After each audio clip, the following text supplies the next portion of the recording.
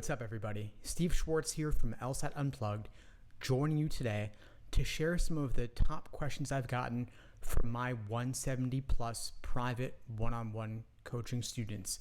I'm sharing these questions today because I want you to see just how different they are from the typical questions your average student asks. Before I get into these questions, a little bit about LSAT Unplugged. We offer live online classes via Zoom, on-demand video courses, small group coaching, and one-on-one coaching.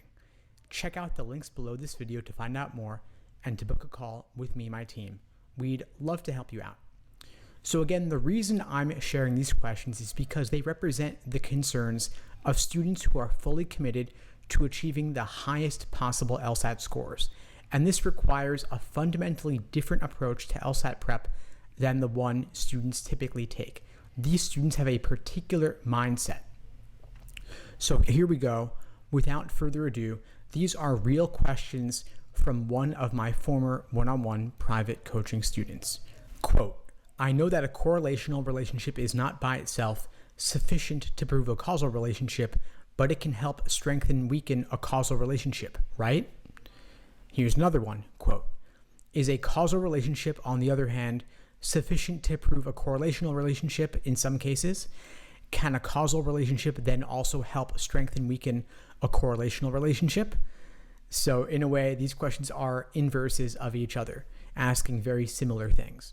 And finally, quote, I've realized that a large part of why I struggle a lot with inference questions is because sometimes I don't know if I am paraphrasing the stimulus correctly, and so it is really difficult for me to know with confidence whether or not an answer choice is a safe inference. There are many cases where I feel like every single answer choice is flawed in some way, and I can't determine which one is the safest inference.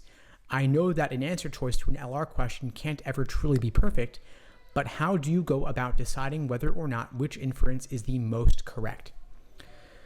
So those are three complicated questions from one of my private one-on-one coaching students.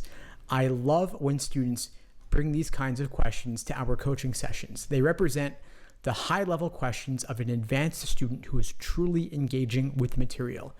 If you kind of glazed over these questions without understanding them, I get it. These questions are not for everyone. But if you are aiming for a 170 plus LSAT score, do yourself a favor, rewind this video or podcast episode and take another listen to it. Some students just get overwhelmed with questions they don't understand and scroll through Instagram instead, but others get excited to jump on a Zoom call with me and nerd out. And ask yourself, which group do you think ends up getting top LSAT scores? I could easily spend an entire hour discussing each of these questions during one-on-one coaching conversations with my students, and I do.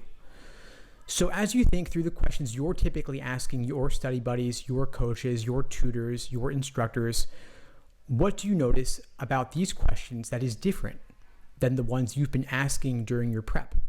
I'm really curious to know. Just leave a comment below this video to share your thoughts. In future videos, I'll be sharing more about what makes these questions different from the typical ones you see on sites like Reddit. And if you're aiming for a 170 plus score yourself, I would love to hear from you.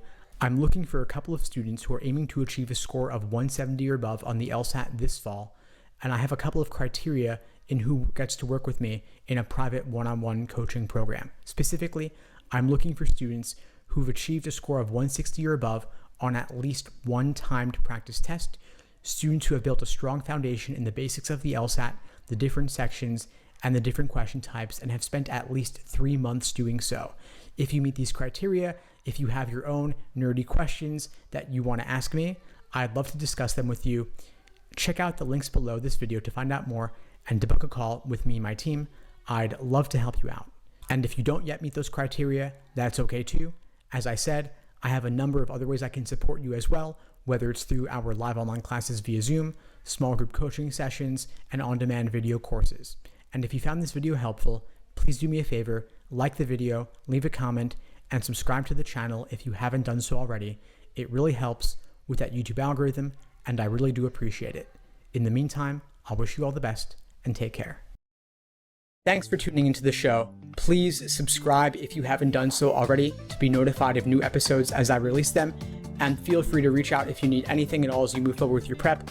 I'm happy to help however I can. In the meantime, I'll wish you all the best and take care.